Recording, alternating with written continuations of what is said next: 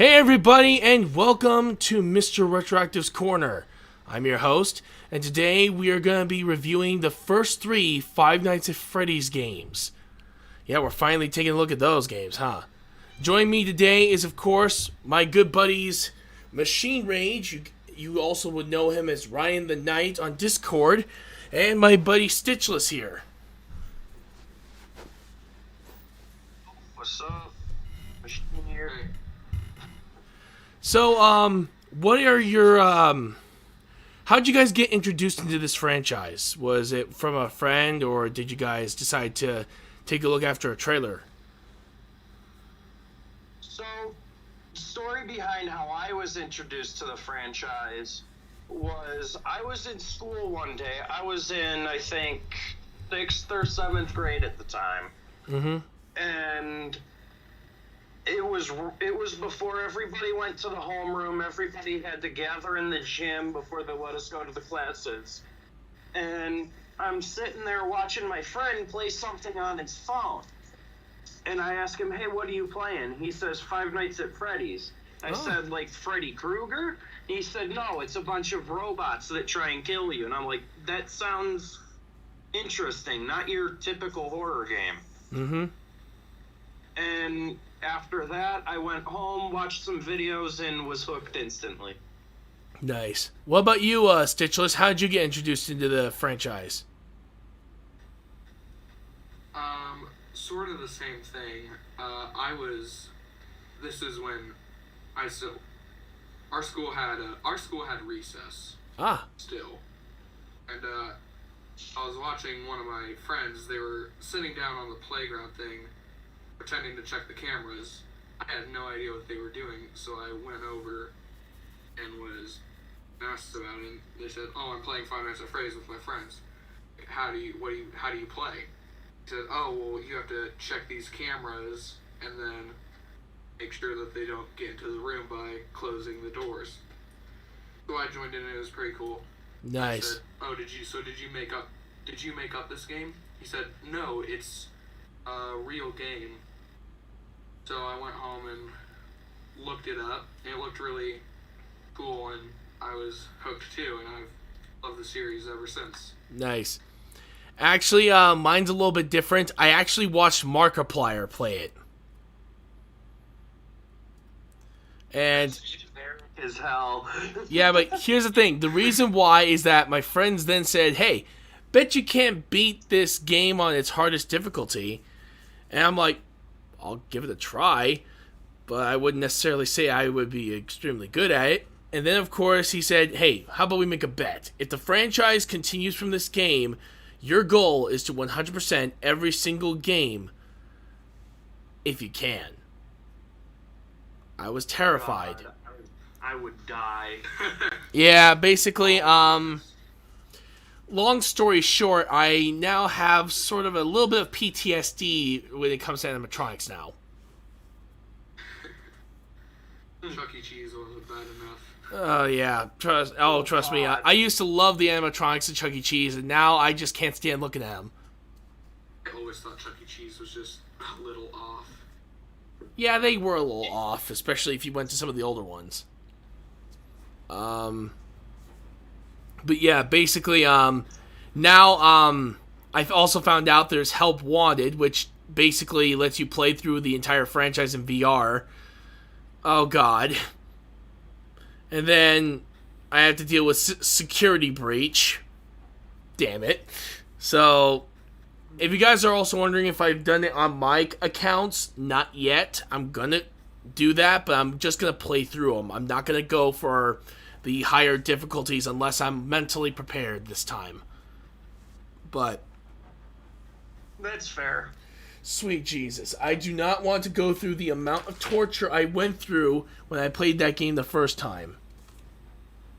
I'm willing to go and bring my PC up to my office and play it while we talk. Oh dear Lord, yeah. I have every single one except for Help Wanted. I have all of them except for security breach and Help Wanted.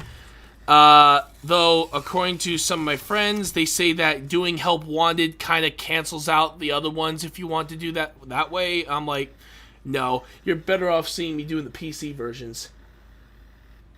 I have all of them except for Security Breach and Pizza Sim. I actually have Pizza Sim. It sounds like that one's not the scariest one of the bunch, and we will review that one of these days. Yeah. Alright, so, what do you guys predict your scores are going to be? I have a score of 1 to 50. For each game separately? We'll start with Five Nights at Freddy's, the first one. I'll probably maybe a 30. 30? 35 to 40. Alright, so we'll say 35. I don't know enough about the first one to score well, so I'm gonna say between 10 and 20. Dear God. Yeah, I'm more about the fan games and everything past 2 and 3. Yeah, and for me, if I'm gonna set aside my trauma, I'm gonna have to say I actually gotta give it maybe a 35 myself. Which is not a bad thing, guys, but we'll get into the details in a moment. We're going to talk about the story first in the first category. Okay, I am going to let you guys know about this. When you just play the game through, the story is pretty simple. Just survive. It's when you look into the details, that is when you really get to see the real story happen. So, what do you guys think of the story overall? We'll start with Stytchless. So I really like how Scott doesn't, shove it in your face. Hey, this isn't just a story about you trying to survive in this creepy restaurant. It's a story about, it's a story when you look into it. Mm-hmm. Like the newspaper scraps on the different nights. Yeah. And I think it's just a really clever way of telling the story. The story itself, I really like. 5 kids gone missing in a pizzeria, and just no one they found out who did it.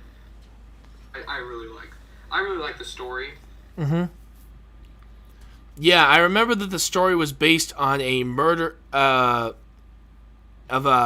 spree that happened at Chuck E. Cheese back in '93.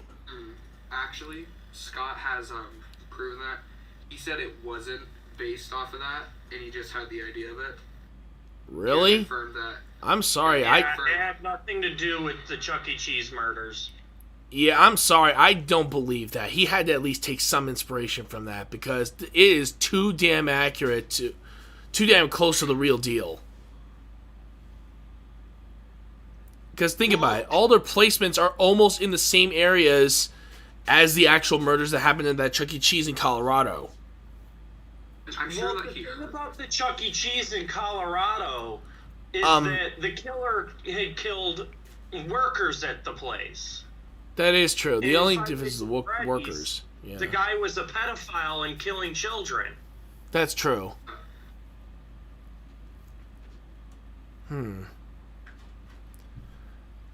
Maybe it is a coincidence.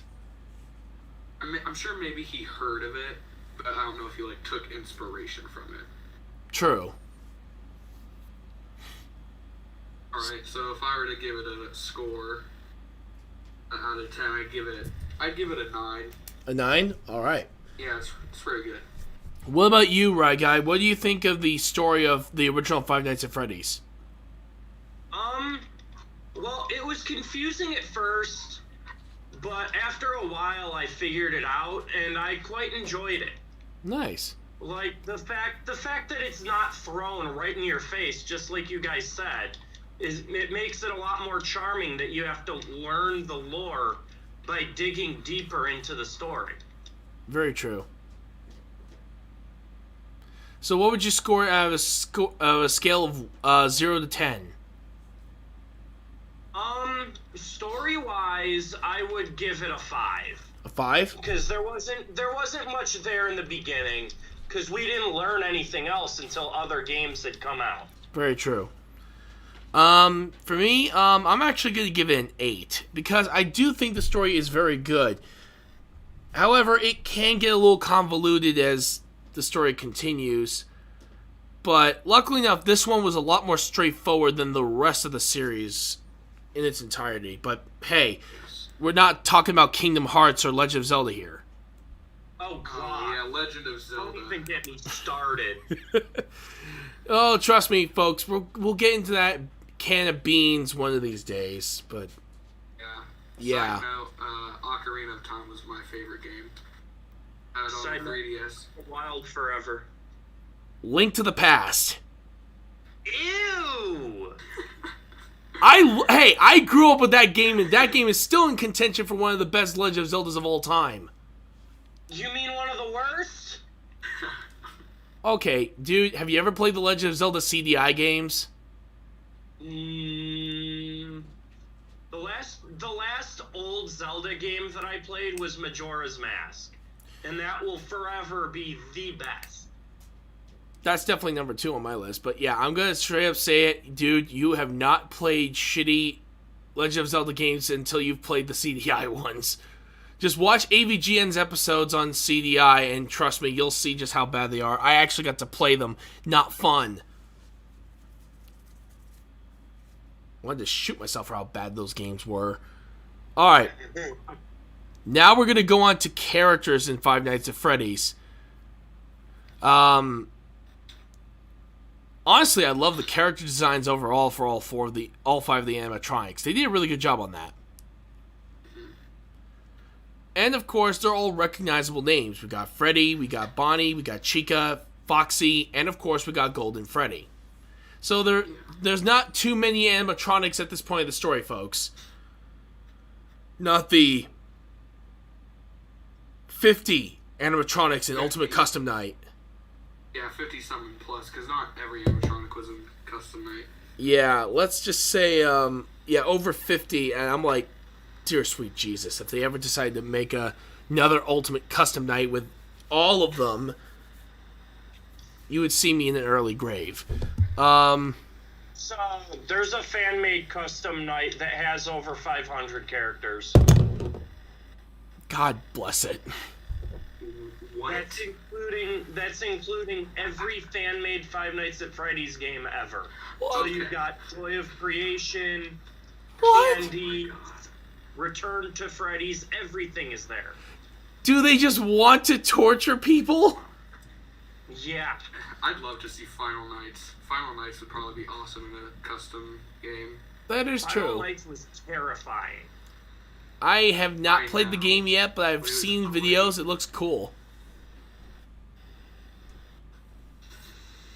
I would also consider Final Nights to be up there with the FNaF games. Nice. I can't wait for Sinister Turmoil to officially release. Ooh. So what do you guys think of the characters overall for this story? I know that technically you do have Phone Guy, and of course you do still have the security guard, but I think if you want to really say for characters, I think the animatronics hit the most impact there. But what do you guys think? You see, that one, the thing about the first one, it didn't have many characters. So you don't really know much about them besides the fact that they're trying to rip your face off. True. What about you, Stytchless?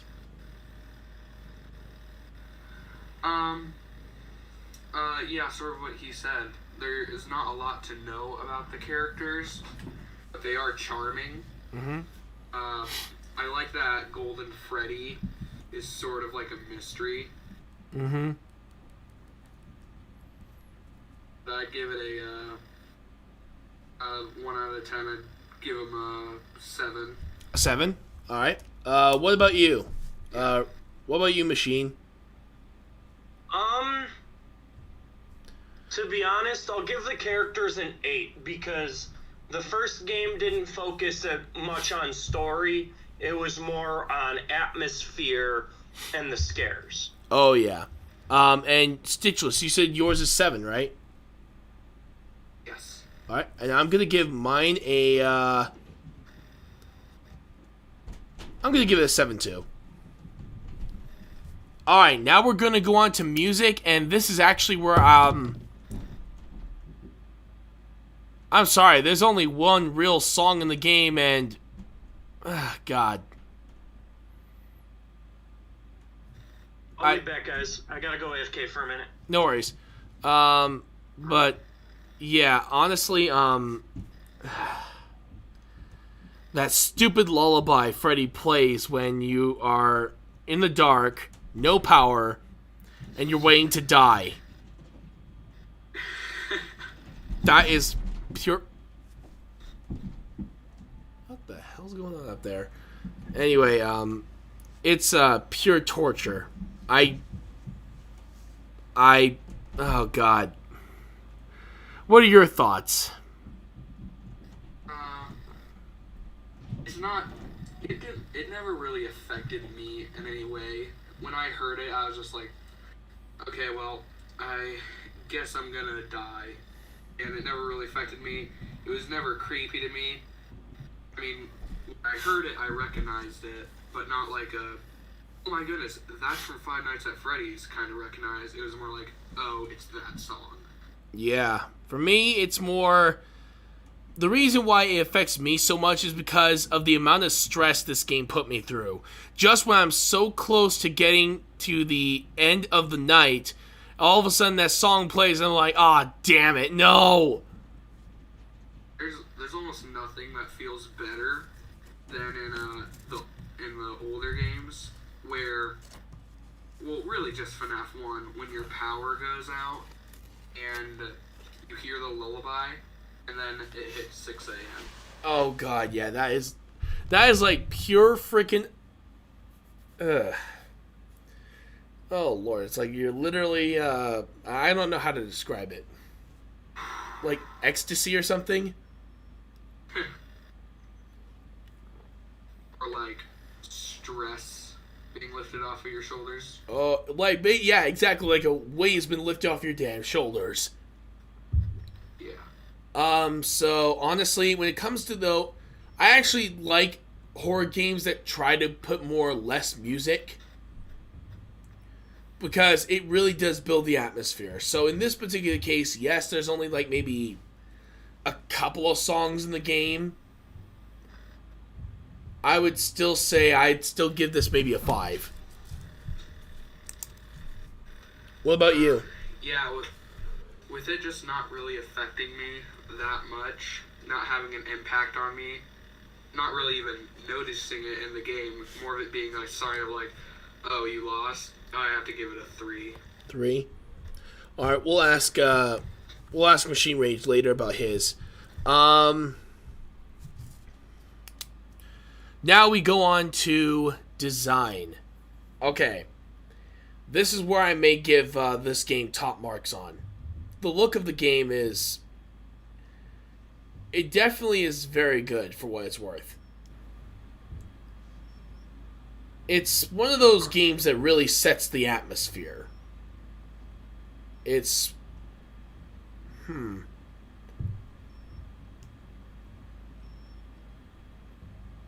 don't really know. I guess the reason why I'm saying this, folks, is because for Five Nights at Freddy's itself as a whole, it's a game that really does set itself an atmosphere. So, what about you, Stytchless? Yes, definitely. What about you, Stytchless? What do you think of the overall design of the game? I really like the design of the game. Like, sort of like the theme of it. You're just a night guard sitting there. I like the way that it looks. It's not, like, realistic. It's not, like, a cartoon. Mm-hmm. It's, like, in between. Yeah. Like, it is realistic, but not, like, real life. Mm-hmm. So I really like it for that. Yeah. I really love the atmosphere, like the little buzzing and humming of the lamps. Oh yeah. And the fan and the flickering of lights, mm-hmm. and hearing the animatronics, like hearing like little shuffles. Oh yeah. I really like it. I'd give it a 9 out of 10. 9 out of 10. For me, this almost gives a sense of, I think, what filmmakers call the uncanny valley, where it's the uncanny valley, to those of you guys who don't know, is where animation tries to look realistic, but unfortunately it fails. But there are movies who exploit that type of style very easily, like Coraline, for example, that uses the uncanny valley to its advantage. And then there are movies that are in the uncanny valley even though they don't want to be. Coraline did a very good job with it. Oh yeah, so Coraline was a great movie. I liked it. Oh yeah, me too. And that's also the reason why I think that it works very well here with Five Nights at Freddy's. It has this sense of... It's very much the uncanny valley, but done in a way that you actually feel like everything is... Like, you don't know whether to trust something or not. Yeah, definitely. So when yeah. I was thinking about what movie you need to make. Oh yeah, I can't wait to see what they're going to try with the movie. I don't know if it's still with Blumhouse yet, or... I think it's still with Blumhouse. Alright, good. I don't know how they're going to make this one work. It's going to be possibly one of the biggest undertakings for Five Nights at Freddy's. But, who knows. Anyway, I am going to give design a 9. There we go. Alright, so... Now we go on to gameplay.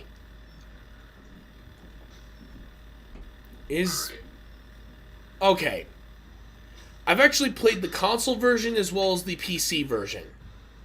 Never tried the VR yet. I will, though, in the future.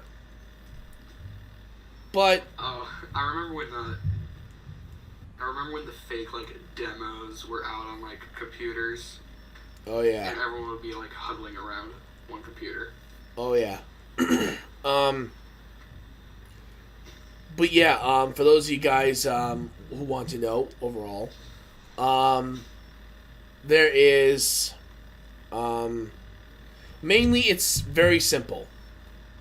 You only turn from left to right. You can open the camera system to allow you to see what's on the cameras, and you have control over the lights and the doors. However, you have a certain amount of power each night. And the more you use stuff, the more it starts to drain your power. The more it drains your power, the harder it is to survive in the night. Then, of course, you have the 5 animatronics that have different patterns to them. Usually, Bonnie or Chica are the first ones you really see in the game. They're the first ones to pop up, and they usually come from the 2 doors. Chica, I believe, is right door, and left door is Bonnie. Yeah, that's right. Then we have Foxy. Foxy's the one who basically darts right at you. If you shut the door on time, you're able to stop him from getting in. However, he drains a good portion of your power, your battery life, by when he bangs on the door. Then we have Freddy, which honestly, Freddy's a little different. He comes from, I think, the right door, where Chica is, but in his case, you don't necessarily notice him that often. And then, of course, we have Golden Freddy, which his is different. He pops up randomly every once in a while and basically goes for a jump scare that crashes your game. Like, it will instantly freeze your computer. Well, actually, not really. It just freezes your game, and you have to actually exit and then restart the game. Found out the hard way on several occasions. Not fun, because that meant I had to restart the game. And luckily enough, it doesn't delete any of your saves, or it doesn't make any of your system saves corrupted. It's just, it forces you to exit the game in order to get back on. And yeah, let's just say that's That was interesting. But what about you, Stytchless? What do you think of the gameplay overall? My thoughts on the gameplay is it is very simple. Close the doors, check the lights, check the cameras. Cool. Make sure you don't run out of power. Scott made it very clear in the phone guy calls. On YouTube would like to. Oh, join in? Well, at least be part of the conversation. Mm-hmm. Of course. Give me a second. I'll put up the. I'm sorry about that, Stytchless. What was that? Yeah. It's fine. It's fine. Yeah, it's very simple and straightforward. Scott, he makes it very clear what you need to do. It's very simple, but it's also you do have to plan ahead, and like you have to constantly keep an eye on Foxy. You have to be checking in on Freddy because you have to keep an eye on him. Otherwise, he's gonna move and advance. And once he advances, he doesn't take steps back. True. And Golden Freddy, when I first played, I was freaking out a little bit. I automatically put up the monitor and put it down, like just instinct. And it wasn't until like 5 years later when I found out that you could do that. Mm-hmm. I just automatically done it, like instinctively. Yeah. That was kind of funny. Yeah, for me it was for when I played against Golden Freddy, all of a sudden he froze my game. I'm like, what do I do? Yeah, I never had that problem. I've been here. I didn't want to interrupt. Oh, no worries. Actually, Ryan, we need to catch you up on music and design of the game. So what would you give the scores for music as well as design for Five Nights at Freddy's? 1. I will give the music a 9 because it did what it it did what it needed to do. All right, and design? Design 10. 10? Oh wow. Because for what it did it perfectly. Nice. Yeah. All right, so what would you guys say your overall score is going to be for the for gameplay? Gameplay's a solid 9 too. Solid 9. All right. I'll give the 9. Yeah, I'm gonna do the same. Because for what it's worth, for as stressful as the game is, I actually did enjoy the gameplay. Yeah, it's a fun game. Oh yeah. All right, so stand by, everyone. I am gonna add the totals. Nathan, right. You must hydrate. Huh? Oh. Hydrate. I have right here. Here we go. Let me see. 27. I redeemed some channel points and told him to hydrate. Nice. Let's see. We have.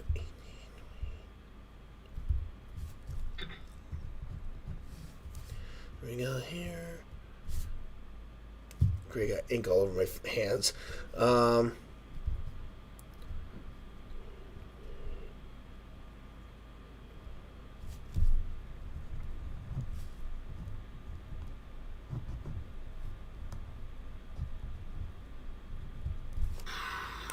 Oh, Nathan and Mr. Bowling, I meant to tell you this last night when I was in the stream with you guys. Yeah? Me and my friend Nick are currently developing a Five Nights at Freddy's fan game called Five Nights at Heisenberg's. Oh. That sounds fun. It's going to be a Breaking Bad reference meme game. Ooh. But we're gonna do it pretty well. Nice. If you ever want any voices, I'll try to add a little bit if you need me to help with that. Like I could be the phone guy or something. We're just gonna pull voice lines from the show. That is true. Yeah, as long as you're not getting any profits out of it, then you're good. Yeah, it's gonna be free. I'm gonna put it on Scratch. No, not Scratch. I would say maybe put it on Steam. Nah, Steam requires us to pay to put it up. That's true, yeah. Alright, here we go. You guys ready? You're about to find out your scores. Stitch, Stytchless, your original score was 35. It's now 37. Oh shit. Yep. MachineRage, your original score was 20. And I swear to God, you have the one of the highest jumps I've ever seen. One of them. Yours went up to 41. Oh, what the fuck? And then, of course, there's me. I had 35 for mine. It's now 38. Jesus. Yeah, so it looks like all of our scores went up on that one. All right. I didn't get too invested in the story until the third game came out. Yeah, I got invested as soon as the second game came out.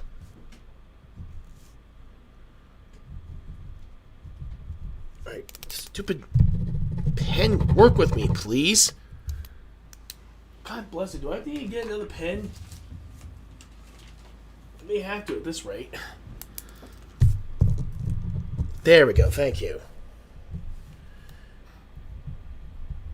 I swear I'm going through pens like crazy. All right. Now we're going on to Five Nights at Freddy's 2. What do you guys think your overall score is going to be of a score of 0 to 50 on this game? 40. 40.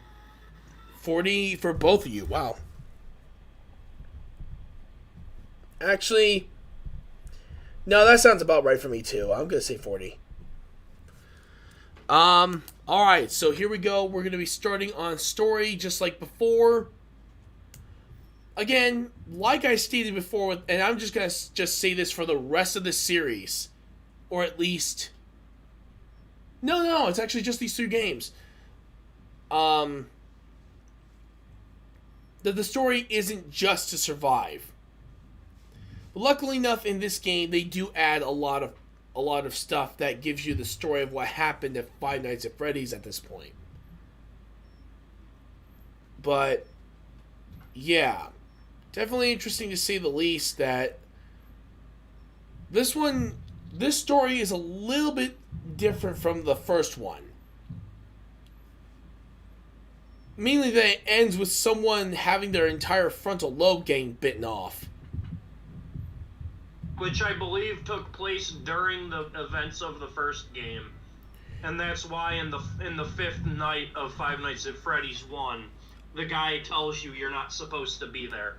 Yeah, apparently from what I remember from the lore, and this is just me putting it, is that I think that Five Nights at Freddy's 2 takes place in 1987, as according to what it shows there, since there's no real news reports of the children's incident until after the I think it was after the 5th and final night. And then, of course, your security guard gets bitten in the frontal lobe and dies. Well, actually, no, not dies. Wait, does he? Nope, they survive. They're just brain dead. True. Other than that, though, the story is a little bit different. We almost get to see the origins of a lot of the characters we get to know of, as well as, of course... You're not only dealing with 5 animatronics, you're dealing with a whole new set of ones along with them. I think there was 13 in total. Yeah, there's original, Bonnie, Chica, Foxy, Freddy, and Golden Freddy. Then we had the toy versions of the 4. Then we had the Puppet, Balloon Boy, Cupcake actually is one of them. So, I think... Oh wait, no, it wasn't. I'm sorry. I'm thinking of Five Nights at Freddy's 4. I think it was just 12. Yeah. With the shadows. Oh yeah, the shadows. Oh wait, do we include the shadows? There were 2 versions of Golden Freddy. Wait, there's 2 versions of Golden Freddy? Yes, it was very rare, but the one that's sitting down still existed instead of the floating head. Oh yeah, you're right. There is that one too. All right, so yeah. That one's in the office, and then if you don't react quick enough and put on your mask, then it turns into the floating head and kills you. Yeah, the floating head is 100% death. Okay, that makes sense. still, what do you guys think of the story overall for FNaF 2? I'm gonna give it a 5. I'm sorry, the story didn't really add up until the third game came out.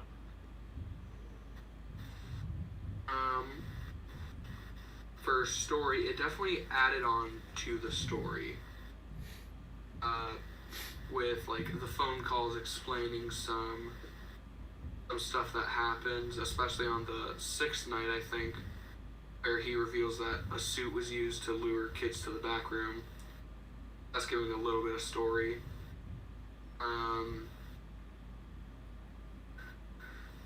Completing all 7 nights got you some more dates, but other than that, not a whole lot besides some characters. So I'd probably give it a 6. So the story is 6. All right. What about you, MachineRage? Like I said, I gave it a 5 because nothing really added up entirely until the third game came out, and then they really started to piece together parts of the story. That's true. For me, I'm still going to give it a 7 because it did start up on some new story lore, like the origins of the puppet. So it definitely gave you more of an interesting insight on the whole missing children's incident. Alright, so now we're going to go on to characters. And, well, since there's now a lot more of these animatronics running around. Great, thank you, Scott Coffin. I'm about to go on a tangent here. You gotta go on a tangent? What's the tangent? Oh, I'm not sure if I'm pronouncing it. Like, I'm about to go on a rant. Oh, rant. Oh, alright. Dude, the floor is yours. Alright. So I love the new FNaF set. I love FNaF 2. Also because everyone looks amazing except for Balloon Boy. Wait, hold on. Hold on. First of all, this doesn't sound like a rant. It sounds more like a praising moment. Well, it's a type of praising rant. Oh. Okay, continue. Everyone looks very nice and polished. I really like the toys because they have that kid-friendly theme, except it's at night, so they don't seem kid-friendly. But I think they look very nice and amazing. I love the withered animatronics, though. Just seeing them partially dismantled, broken down, is amazing. And I love it. I love that Withered Bonnie is my favorite character of the entire series. I love how his face is missing and his eyes are missing, and all you have are 2 red dots. Chica, I love how her jaw is like been broken off but still attached. And it's just this gaping giant mouth. You can like see the endoskeleton and the wires like coming out of them. Oh. Foxy looks just like so like old and rustic and like so like just like it's like he was just left to rot, and like same with Freddy, they were all just left there. No one cared about them. Just nature took its course with them and turned them into what they were. Oh yeah. So yeah, I really like the character. The characters, I really like them. Nice. What about you, Ryan? Where are you on MachineRage? What about you? Characters are a 10 out of 10. 10 out of 10, wow. They matched the time period because it was meant to be in the 80s. And they were all retro looking. They didn't look like they were made of fabric like the older models would be, because at this point in time, most animatronics had been made completely out of plastic. Because if you go if you go and look at any small town restaurant that had animatronics back in the day, you would see plastic bodied animatronics that were basically the same designs as what they were in Five Nights at Freddy's 2. Everything was a bear, a chicken, or a duck or something like that, and it was generic. Mm-hmm. Because you don't really go anywhere besides Chuck E. Cheese and see animatronics anymore. That's true. Like, the animatronic business is dying, but Five Nights at Freddy's 2 depicted it when it was in its glory days, when everybody loved that kind of stuff. Oh, yeah. Yeah. Because nowadays, if you go to a restaurant that has animatronics, they're creepy as hell. I think that's only because when you get older, Yep. you question, what the hell was I thinking? Yeah. I mean, that's true. It happened for me, though, at least.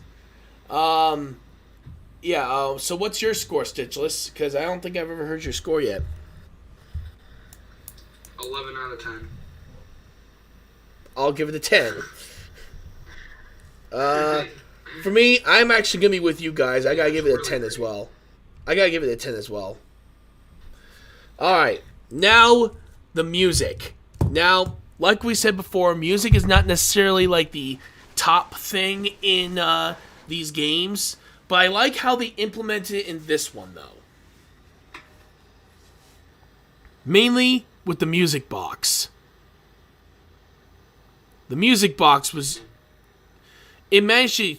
All you have to do is crank it up, and when you do, it sends this music to areas around the restaurant so that the animatronics can get confused. Stop it, Taz. But yeah, basically that's the idea. But really? I thought the music that it was only just to keep Puppet distracted. Yeah, that was just to keep the puppet from like. Then I don't know what happened with my. chasing you. I don't know what happened with mine, because on my Five Nights at Freddy's 2, when I first played it on my friend's PC, that I turned on the music box and I didn't have to deal with any animatronics after that. I'm like, wow, this is an awesome cheat code. Let's do this.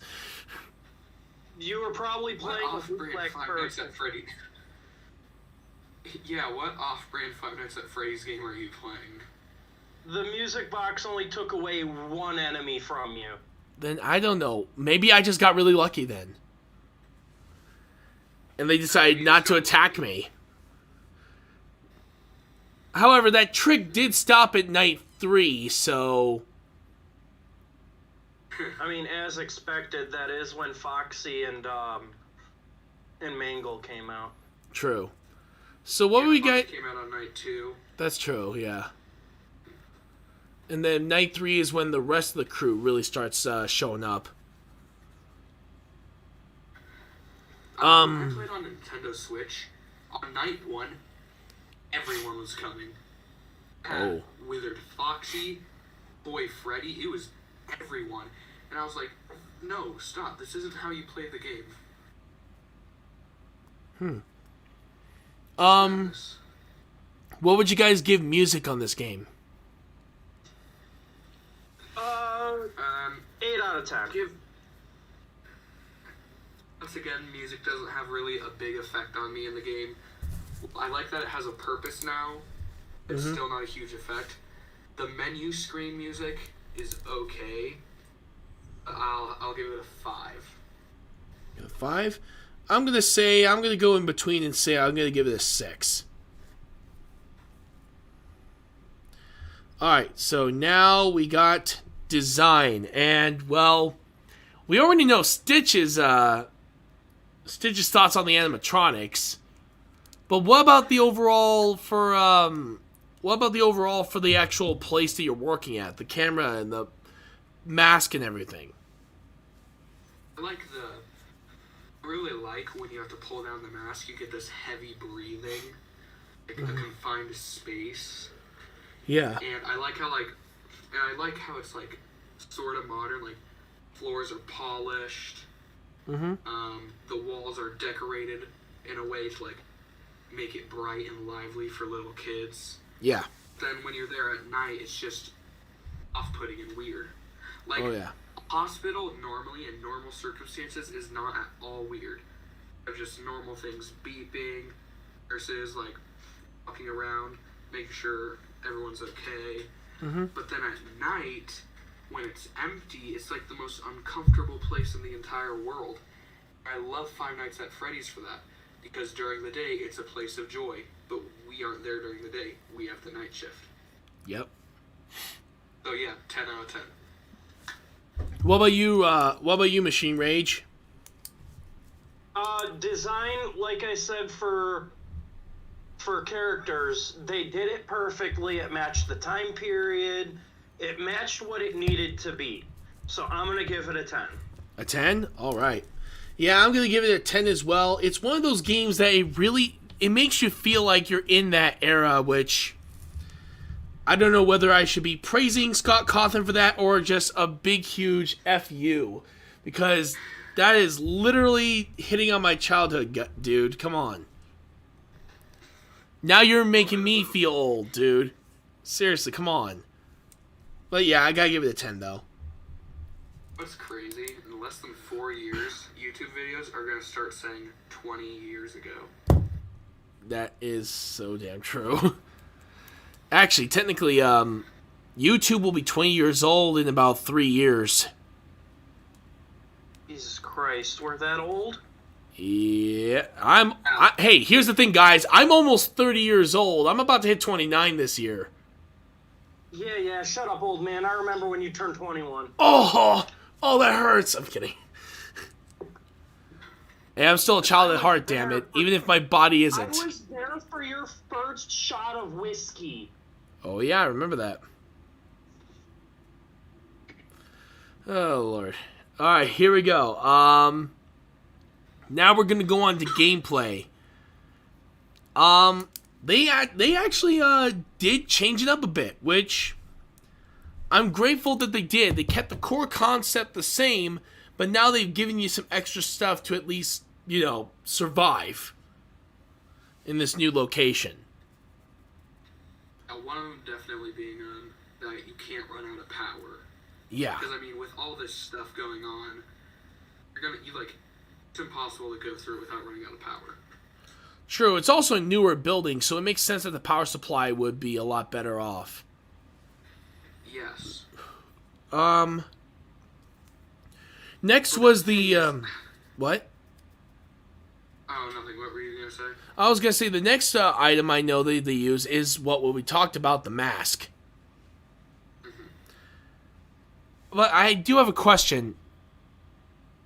How does it fool every other animatronic, including Freddy, yet the only one that doesn't get fooled by it is Foxy? Because Foxy's scanners are broken and he can see through it.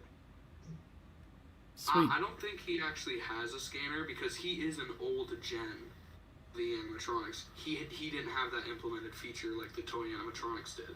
That makes sense. I think it's because I don't know if it was really ever explained. I don't know why, but I think it's simply because he's just not affected by it. The only way to keep him away is to mess with his sensors by flashing the light at him. True. I don't know if they ever explained it. If I don't get it. I'll have to look that up actually and see if anyone's ever figured that out. Let me see. And then of course there's the addition of the puppet, the balloon boy, and all that. It definitely was interesting to see different mechanics for these different animatronics showing up, including Mangle, who shows up only on the ceiling. Which, really? You're really gonna try to go Exorcist on us here? But yeah, what do you guys think of the gameplay overall? Love it. 10 out of 10. 10 out of 10? Alright, good. What about you, Stytchlessand? I really like how there's just so much more going on and how chaotic it is. Mm-hmm. But the thing it's missing is the first game, things were sort of random. First game, things were sort of random. They had their paths But you couldn't be like, right, I'm gonna check this light, check these cameras. It just didn't work like that in the first game. And that's what I like about it, is that it seems like it's always different every time. In the second game, you can have a system. Like, you can check left vent, check right vent, check the main hallway, then wind up the music box, rinse and repeat. That's all you have to do. I kind of don't like it. I liked the randomness of the first game. That's why I'm going to give it a 9 out of 10. 9? Alright. Put a 9 here.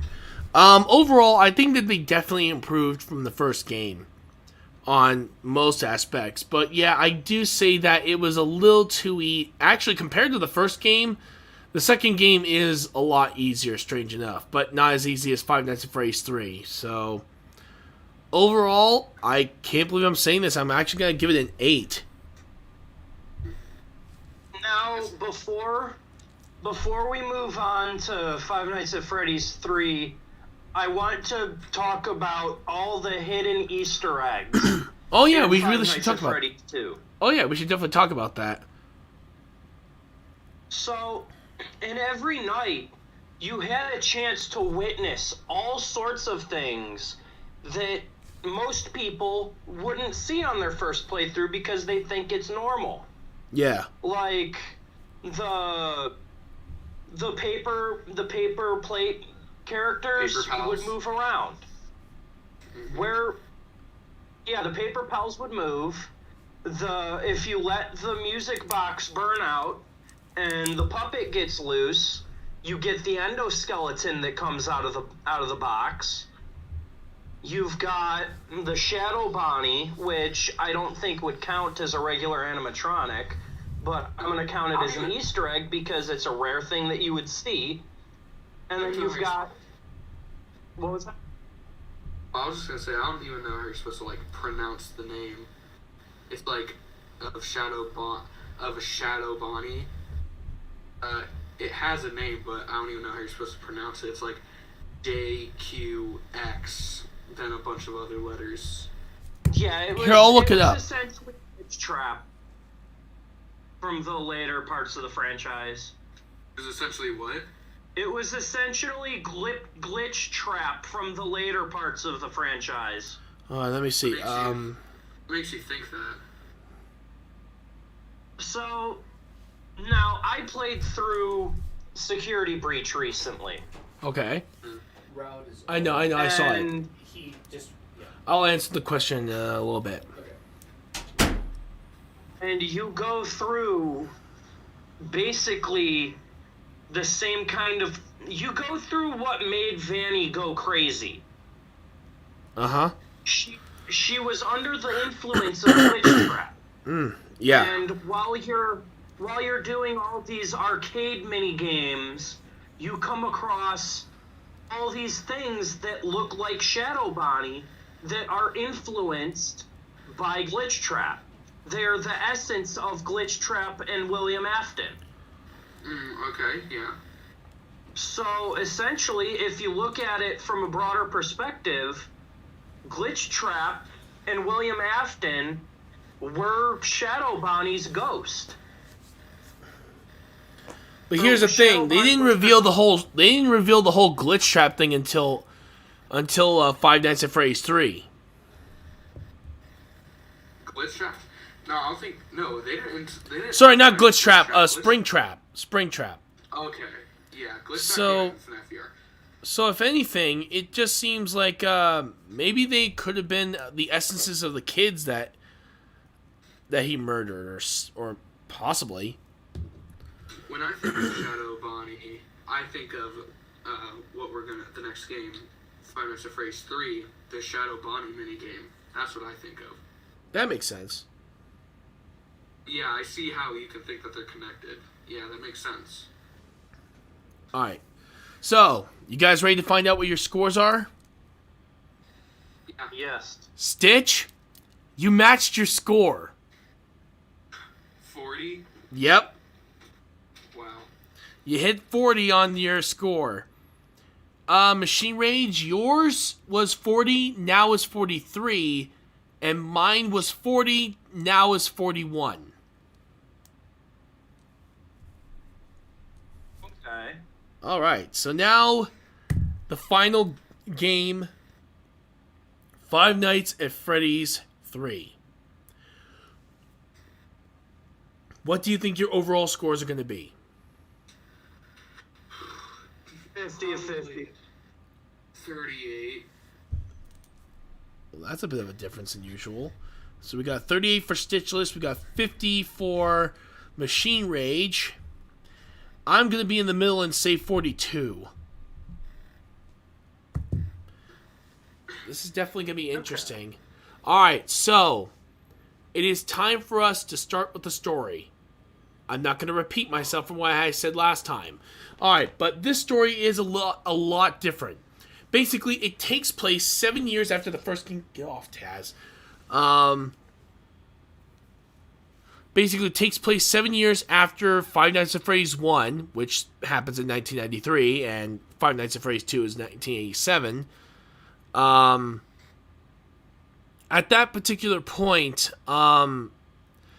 these two guys decide to build a theme, basically like almost like a haunted house attraction out of the Five Nights at Freddy's restaurant. Yeah. And of course, in doing so, they awaken William Afton. Yeah, after finding him from, I think it is the FNaF 2 location. Because, yeah, they find him... That or the FNaF 1 location, I think. Yeah, either one. Yeah, but I'm going to straight up say it. Seriously, Afton, freaking die. But He's still alive. Yeah, we'll get to that big... Hey! Stop eating my shoes, you little turd. Sorry, my cat was eating my shoe. But yeah, honestly, for this one, it's... Yeah, we'll get into the whole why William Afton isn't dead thing maybe when we do future reviews. Alright, but yeah, overall, the story is a lot different compared to the other two.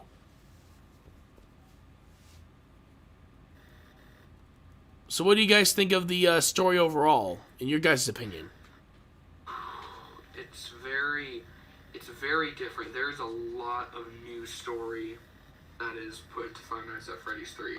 With the mini games, with the ending mini game, and a bunch of little Easter eggs. Like, there's so much lore in it that Scott put in that it's crazy. Like, you literally have to type a code into a wall panel that you don't even know about.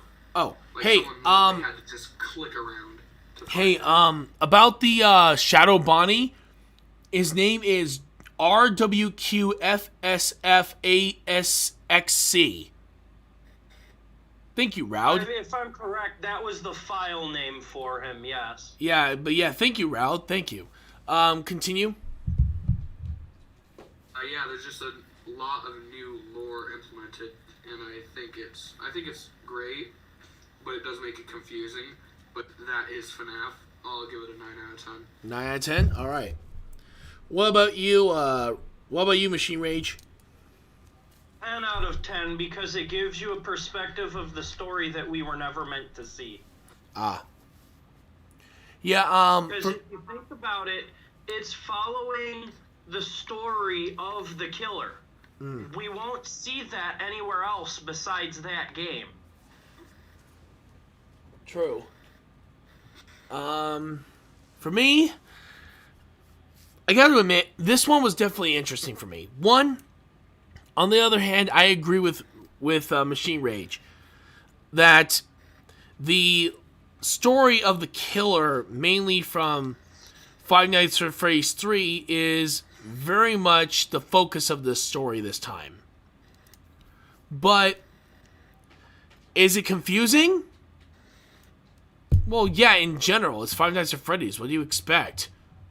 We're never gonna really get a straight answer from Scott Cawthon at all. So, if we do, then we already know it's going to be the end of the world. So overall, I'm going to give it a 9 as well. Alright, so now we go on to characters. Okay. I'm sorry, I gotta give it straight up 10. I'm not even gonna question it. This game actually made those animatronics a lot worse off because they're implemented much differently than before. Yes. So what are your thoughts, Stytchless? I'm gonna have to go down to a 7 because I do like the designs. They are nice, but they don't really have a horror element to them. Like, you see them and they jump scare you, and that's when the horror is implemented. They're more of like a nuisance in getting of your way, trying to stop Springtrap from progressing. True, but at the same... If I had to say the scariest one is probably Foxy. Oh, yeah. But think about it this way, dude. In this particular game, and this game only, a lot of the animatronics we all know of are mainly just sabotaging us. That's really it. Yeah. So, you gotta admit at least that's a bit of a change. Yeah, it is a change. Alright, so... The one thing about that game that I didn't like is the fact that there's only one real threat. That is true, yeah. Like, I would have enjoyed it a lot more if the other animatronics could still kill me and there were just extra mechanics to avoid them. True. You know what? I'm changing my score. I'm going to give it an 8. I'm going to give it back an 8 too. But I do really like Springtrap's, I do like Springtrap. He's pretty cool. Oh, yeah. What about you, MachineRage? I'm sorry. The reason I gave this game a 50 out of 50 is because this is my favorite game. It did perfectly what it needed to do to depict what the story was like from the killer's perspective. And what most people don't realize about that game, and most of the franchise, is that all these names for the security guards that you play as, they're actually the son of the killer, who is trying to right the wrongs that his father did. Because in every game, you are quite literally playing as Michael Afton, the purple guy's son. Yeah, guys, we're gonna have to do an entire RetroActive's corner on the lore of Five Nights at Freddy's once we're done reviewing all these games. Because, good lord, it's gonna take at least maybe 1 or 2, maybe even 3 streams just trying to explain the lore in the best way we can. Because this is also theories and of course explanations that we came up with during our time, and trust me, it is a nightmare. So what would you give characters for characters to score? I know Stytchless and I chose 8. So MachineRage. I give the characters a 10. All right. The reason I'm giving it a 10 and not something lower is because it was still scary. Yeah. But the characters had nothing to do with the gameplay element. The characters are characters. They were designed perfectly. They were made to look like they were burned, as the lore suggested that all the other restaurants had their fate sealed in. Every Five Nights at Freddy's location was burned down. True. And if you notice, it's a recurring theme, and that just backs up the fact that you're playing as William's son. Because every time that there's a new place, it gets burned down by one of the workers. Also, I wanted to say, I also wanted to say, welcome to, I'm not even kidding, this person's from Brazil. Their profile name is Freddy Fazbear. Yeah. That's awesome. Anyway, welcome, Freddy Fazbear. I didn't know you were a big fan of our channel. But yeah, when it comes down to this one, now we're gonna go on to music, and in this one, there's actually almost no music at all. There's none, I don't think. Yes, there is practically no music in Five Nights at Freddy's 3. Which I think is a good thing, right? Except for the menu theme, which, in my opinion, is hands down the best menu theme in any of the games. Yeah, I agree. Just the beginning gives me chills. Like, if I could play it right now, it just gives me chills. It's the best menu theme. Oh yeah, I understand that, man. So what would you guys give the score for music? 8 out of 10. 8? Alright. What about you, MachineRage? Alright, what's this score for? I was kind of sidetracked. No worries, music. Music, I'm sorry, but I gotta stick to what I said, 10. It was better without all the music. True, but the menu theme was good. Yeah, it was really good. Yeah, I gotta give it a 10 on this one. Sometimes the lack of music actually helps enhance the horror aspect of a game. It's where I wasn't necessarily scared of the game like Layers of Fear, though that game definitely made me feel sick, mainly because of all the visual effects that were going on in the game. I'm not even joking. I think the first time I ever streamed that game, I actually got sick from it. Oh, damn. Yeah. I definitely would say that if you, first of all, if you start to feel sick or you start to have a headache or something from that game, just take a break, go outside for a few minutes, come back inside, you should be okay. Alright, so now we're going to talk about design, and God, if they didn't make the first FNaF location any scarier. They made it worse.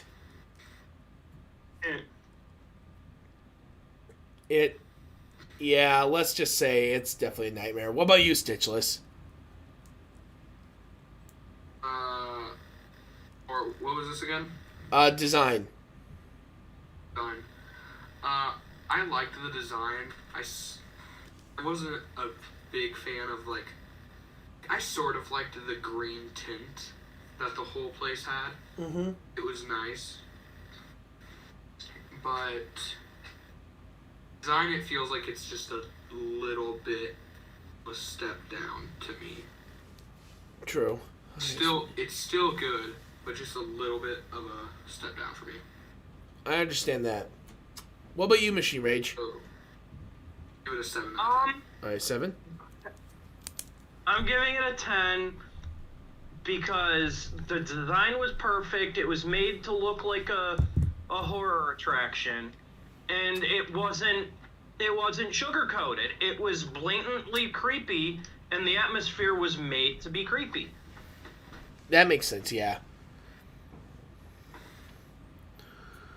Oh, also, welcome, Dream Doll. Good to have you here. When it comes down to, when it comes to design, I'm actually going to give it an 8. I do like the design overall, but, man, that place could really use some work. Okay. I'm sorry, I had to make a joke on that. Anyway,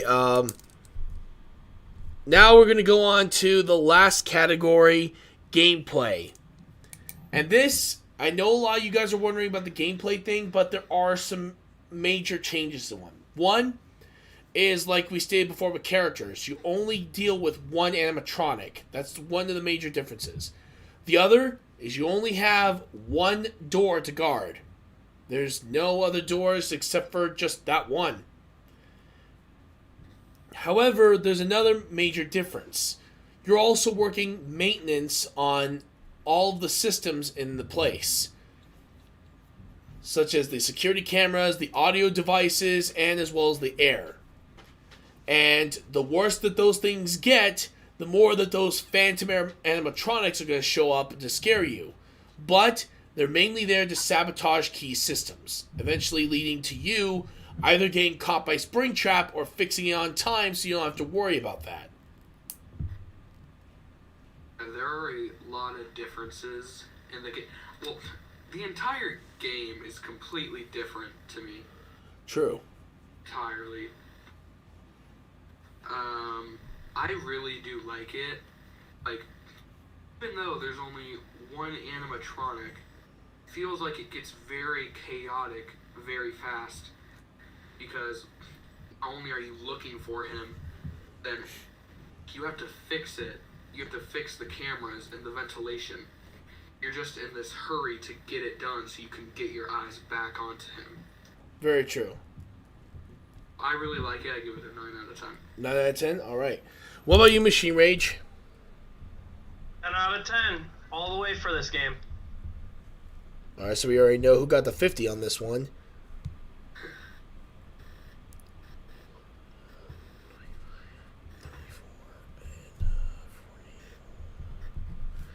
Alright, and for me, I'm actually going to give it a 10 as well. The freaking gameplay is done incredibly well here.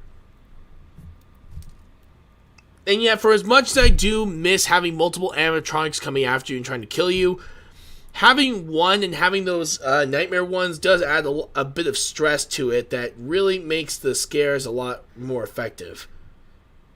Yeah. Alright. Are you guys ready to find out your scores? Yup. Yeah. Alright, well, we already know the MachineRage had a perfect 50, so there's no question about that. For Stitch, you originally said that your score was 38. It's now 41. Mine was 42, and is now 45.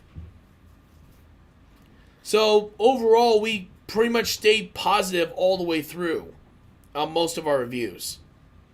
Yeah. Alright, now we do Retro Evolution, which basically means that if you were given the director's chair of any of these games, what would you change about them and why?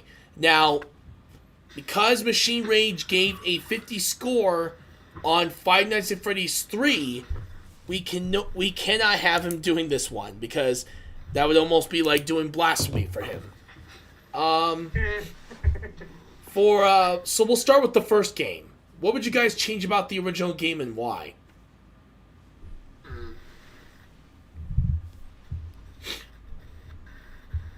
That's the thing about these games. Like, you can say that you aren't a huge fan of one game, like I was of. That's just the thing. I could say I'm not a fan of one. I can't think of anything I want to change.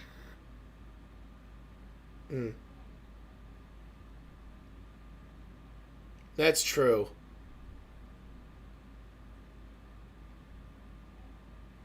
I wouldn't particularly change anything about any of them because they were charming for what they were. Yeah.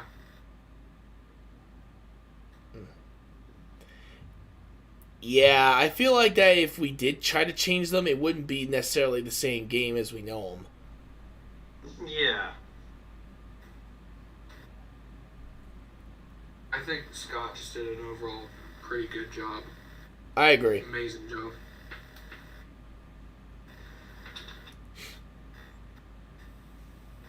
Alright. Next, we're going to do questions.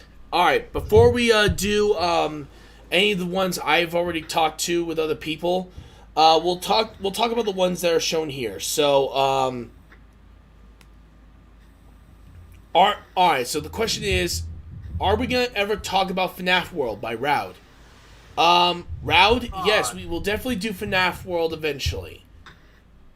First, we need to at least do the rest of the games at this point. We have FNaF 4, FNaF Sister Location, and FNaF World. We'll be doing that in the next time we do the next trilogy. FNaF world should never have existed. Alright, for as much as I know a lot of people absolutely hate that, I personally, I didn't mind it. Especially since it had some lore bits that I was able to find the last time I was playing the game. I mean, yeah, there was a lot of lore, but it didn't feel like Five Nights at Freddy's. It's not supposed to. It was labeled as a Five Nights at Freddy's franchise game. It was not Five Nights at Freddy's. It was some stupid RPG bullshit. So then people should be complaining about Pizzeria Simulator then? No, because Pizzeria Simulator was still a Five Nights at Freddy's game. Just because it had different elements doesn't... Okay, I'm really retconning myself with that. Yeah. But, okay, have you played Pizzeria Simulator? Yes. Sadly not, I really want to. It's probably the most complicated out of all of them to figure out. It's not a fighting game, it's just a different take on... It's a different take on the whole thing. You build your own pizzeria, you fucking scrap animatronics, you choose which ones you want. It makes the whole thing a lot easier.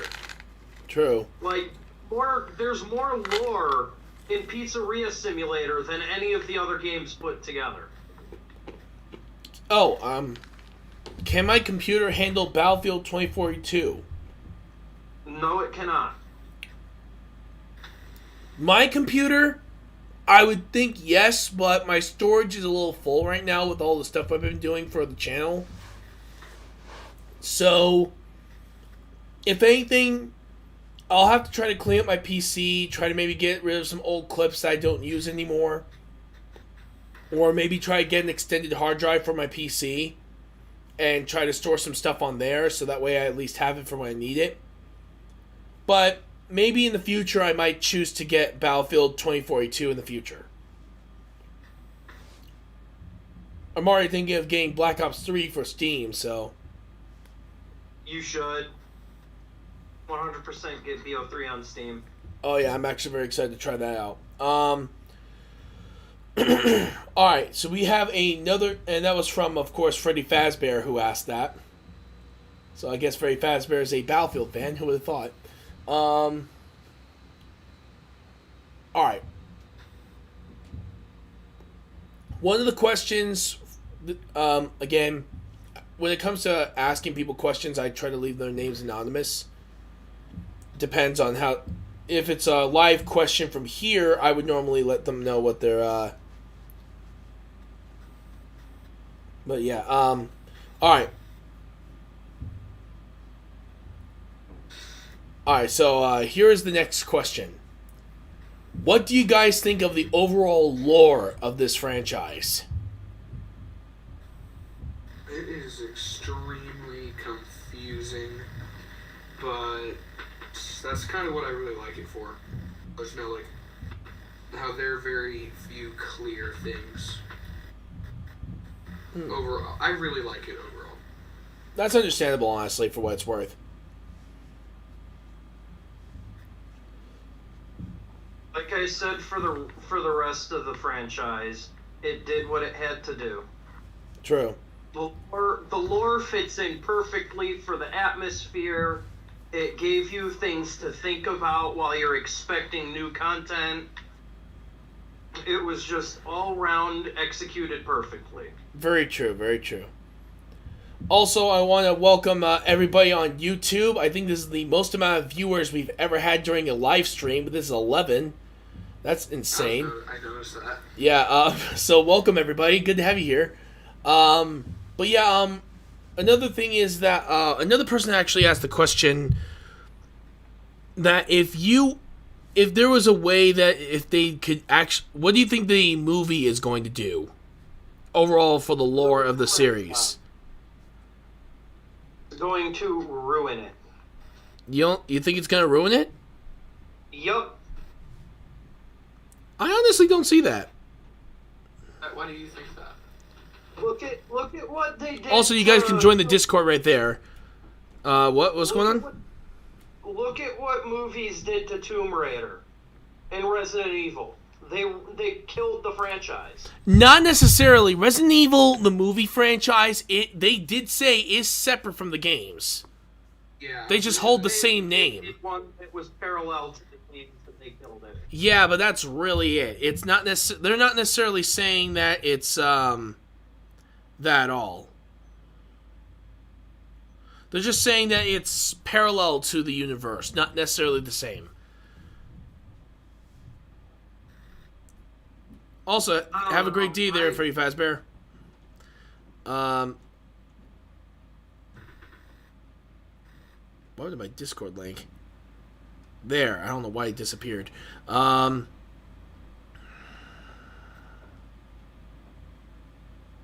yeah, it's interesting to say the least. But yeah, I guess I could see where he's coming from. Sometimes a movie doesn't necessarily do the game's justice, but I'm willing to give it a shot. Me too. And I think that Scott doesn't want to ruin it.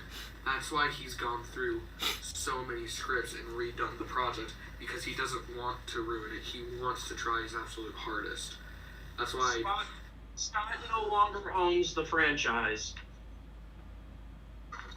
But they are asking him to be a consultant for the film. So if anything, he's going to have more hands-on stuff for this one than you think. He was working on the film before he retired. And Steelwolf Studios is still listening to Scott for the story. He's not making the games anymore, but he's still very much involved with the story. Alright. So at least we now know that the creator is making sure that he at least sticks with his word and tries to make it better. Yeah. He says that he's redoing the scripts because they don't feel right, and he really wants to make sure that he gets it right. Alright, I just need to double check something here. But yeah, honestly, it will be very interesting to see how that's going to turn out, honestly, for what it's worth. Alright, here's another question. Have you guys ever had a chance to meet a famous celebrity that played the, hold on. Okay, yeah, this question's a little weird. Alright, here it is. Have any of you met Scott Cawthon? Yes. Yes, I have. I've not. On my stream, which happened a bit ago, which is still awesome. I met him at PAX East. Nice. That's pretty cool, though. It was actually really fun. I enjoyed it. I got to spend an afternoon with all my favorite streamers and YouTubers.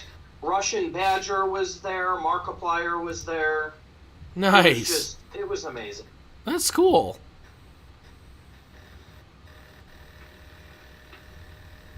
Let me see. I never met Scott Cawthon, sadly. The reason why is that I never really got a chance to actually meet him. I've met some people in the past, but no one who actually was really connected to the series. Oh. There it goes. I don't know what. Okay. That was a glitch there. Sorry, I was just checking some systems here, everyone. It's the reason why we're on the Be Right Back screen. Don't worry. I was just double checking a few things before we. But yeah, overall, it is very interesting to say the least. I actually had a lot of fun with a lot of people who've played the game, but never really anything of that sort of level, like actually getting to meet a celebrity.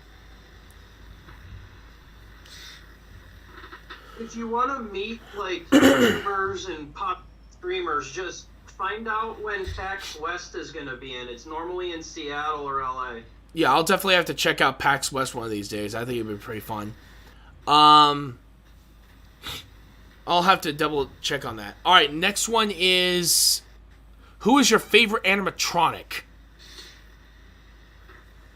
Sheesh. That is, wow, that's actually really hard to answer.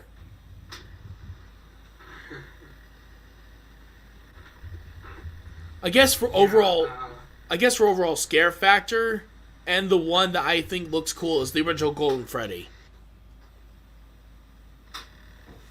But that's just me, though.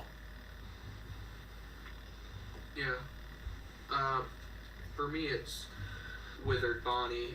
Ever since I saw him, as cliche as it is, red eyes are scary. Especially when there's nothing next to it. True. Like, his face is gone. You can't even see the endoskeleton. You just see two red eyes that are staring right at you. Oh, yeah. And I love his design, how he's always, like, leaning to the right, because his left arm is missing, so there's no weight over there. He's always leaning to the right, and his right hand I really like, because the felt is gone, and it's just this dark, like, jet black, kind of bony metal hand. Oh, yeah. That can just, like, absolutely destroy you. Like, if he was to grab you, he could just rip you apart. That's understandable, yeah. Well, you, MachineRage? My favorite character is always going to be Springtrap, because it makes you... It's a different sense of horror. Like, that's body horror to the next level. Like, if you think about it, he's still alive in there he feels everything. Yeah, like, he is still alive, definitely. Every time that he moves, his bones break. Can you imagine that? Oh, yeah. Yeah. Like, I've got broken ribs right now. That shit's not fun. But when you're basically in a giant iron cage that moves around at its own will, it's just disgusting. I can definitely see that. Like, even if you go and look at fan animations on YouTube, people do it very well. Like, you can sit here and look at it, and then when the animatronic moves around, you hear the tendons, the nerves, and the bones cracking and crunching while it moves. Oh, yeah. That's just... It's mind-blowing that something that was originally made as a children's horror game has that much body horror. That is actually very true.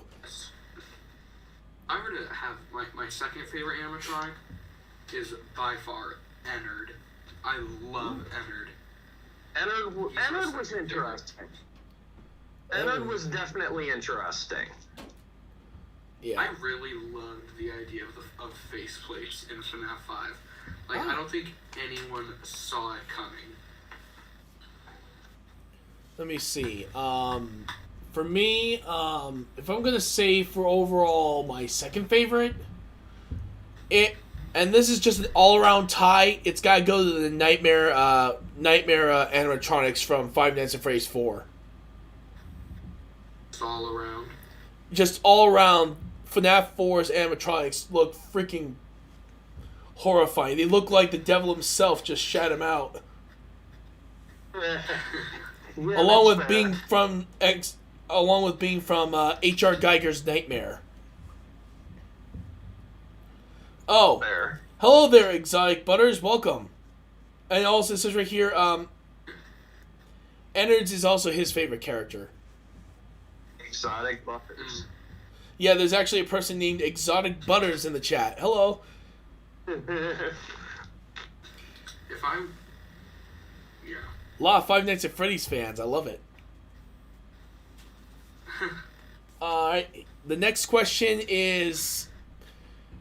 Oh, good lord. Where do you think the story will go to next once all this is done? I think it's gonna be a giant wrap up after Security Breach. I don't know. If Steelwool keeps the franchise alive somehow, which they did pretty well with Security Breach, like they kept it alive. There's a 50% chance that they'll kill it, or there's a 50% chance that they'll end it. If they kill it, it'll be really disappointing. If they end it, it'll be even more disappointing. Which means that if they really want to progress and make more money, they need to do the next game or installment properly. True. Even if it's another book, they need to do it properly to keep the franchise alive. Because if you look at it, Five Nights at Freddy's rose to fame within months. That's actually honestly true. It was up there with AAA games like Call of Duty. Also, that was a really bad year for Call of Duty, if I remember correctly. What, 14? Yeah, because that was around the time of Black Ops 4. No, Black Ops 4 was, Or was that 2018? 18. Yeah, 2018. That Never was mind. 18. Never mind. 14 was when BO3 was released. Oh, never mind. So it was right at the height of it. So yeah, that makes sense. It was at the height of COD's lifespan. Wow, to compete with that, that's insane. Okay, here's a... Let me see, how much time do we have left? Oh yeah, we have enough time for a few more questions. About like you were saying about the animations. I'm a huge fan of FNaF animations. Oh yeah. There's some really talented people that are really good at that. Have you seen Ennard Unchained? No. I think I have. Would it be okay if I shared my screen? Sure, go for it. Right. I just can't share my screen because I'm having Streamlabs on right now. But yeah, you could easily do it though. Okay. Let me just... There we go. Oh, there's the watch stream. Here we go. Right. Yeah, so you can see it. Yeah? Alright. This is Ennard Unchained. It's very well made. Can you link it to me? My connection's not the best for me to watch the stream. Oh, this looks pretty cool.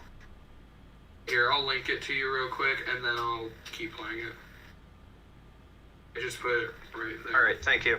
Yeah, I see it right there. FNaF Ennard Unchained. Okay. Oh, This is very well done. wow, this looks really freaking good. Again, that makes sense though, because there's a lot of people that have made some amazing content from this franchise. Yes, I know about this. I've been following Golden Lane for a while. Holy crap, that is awesome. Seriously, someone please give this guy a freaking contract into Bloomhouse and put him in for the production of this thing. I think they did for the animation. What? I think they might have for the animation, if I'm correct, because that's a very well-known animation developer. Ooh. The sound design is amazing. It's on You should point. really check out the channel. I'll have to check it out, yeah. What's freaking you out, Taz?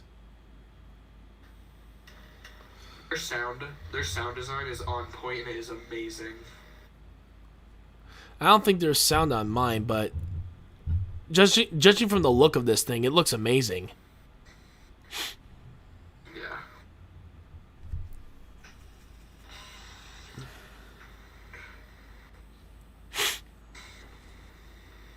Taz, calm down. Okay, she's freaking out.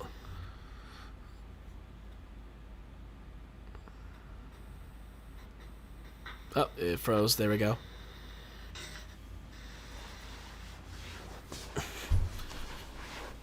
And close the door.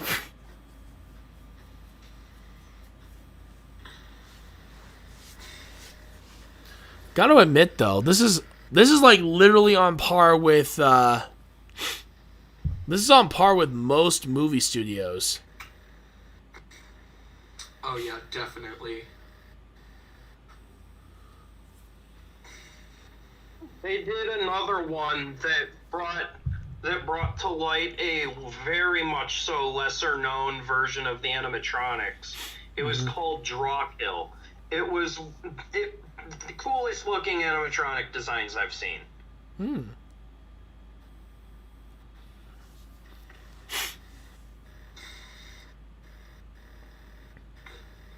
Oh, that security guard is dead. Oh, good shot in the head. Good lord. Yeah, normally that would kill, but no. Not robots, dude.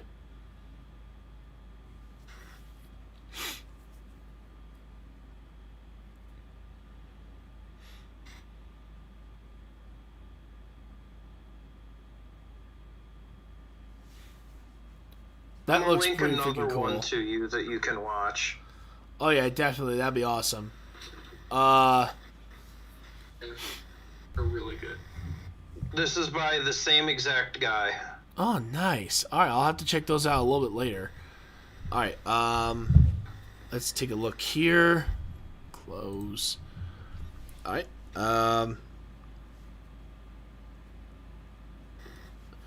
All right, here's one. Have you ever heard of any of the Five Nights at Freddy's music? Wait, what? Oh, wait. I think I remember one. Yeah, fan music. Yeah, there's a lot of fan music out there. Oh, yeah, definitely. My favorite one is You Can't Hide by CK9C. Well, that's a good one. I think there's another one. I forgot what his name is, but he did the first FNaF song, if I remember correctly, before everyone started doing it. Who? I don't remember his name. It's really weird. I don't know why I don't remember his name. Pretty sure the first people to make a Five Nights at Freddy's fan song was The Living Tombstone. I think that's him. Yeah. That's a pretty good one, honestly. Yeah. Living Tombstone did the first 5 games. Yeah, I think that was definitely him then.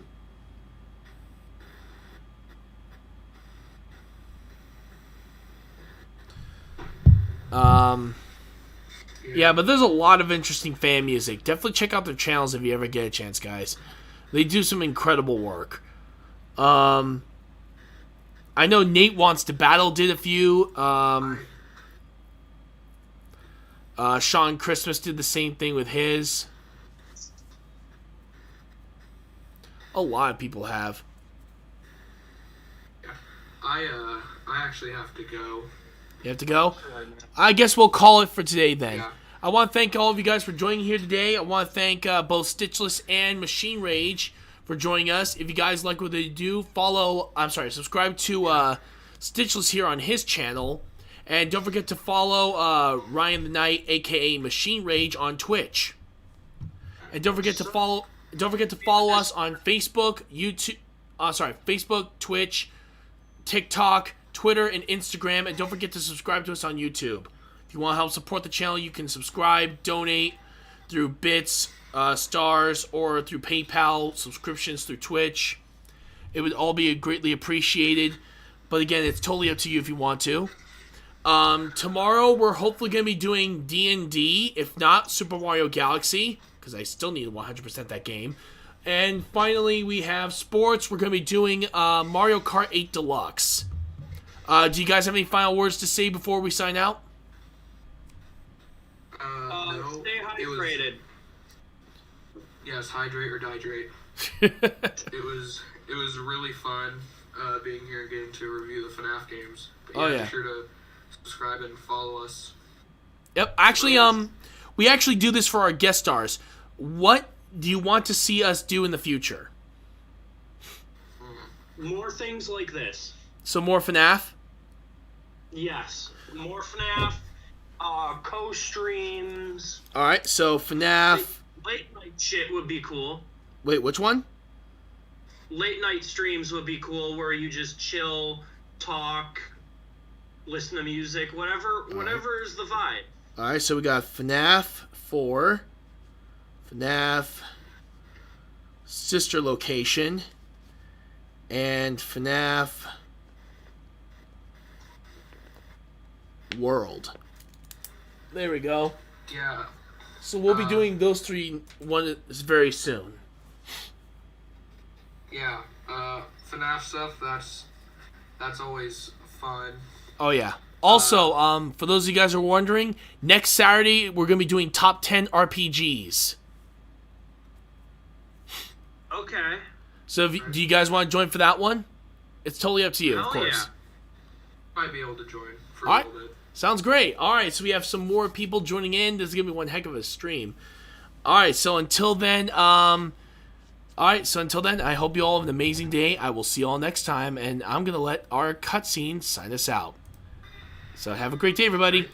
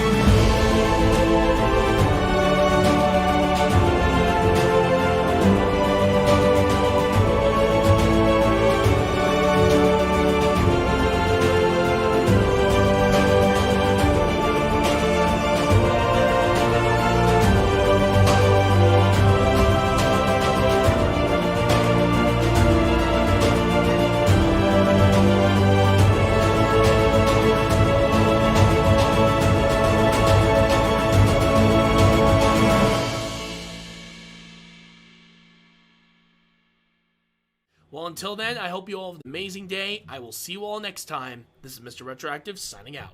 Have a great day, everybody.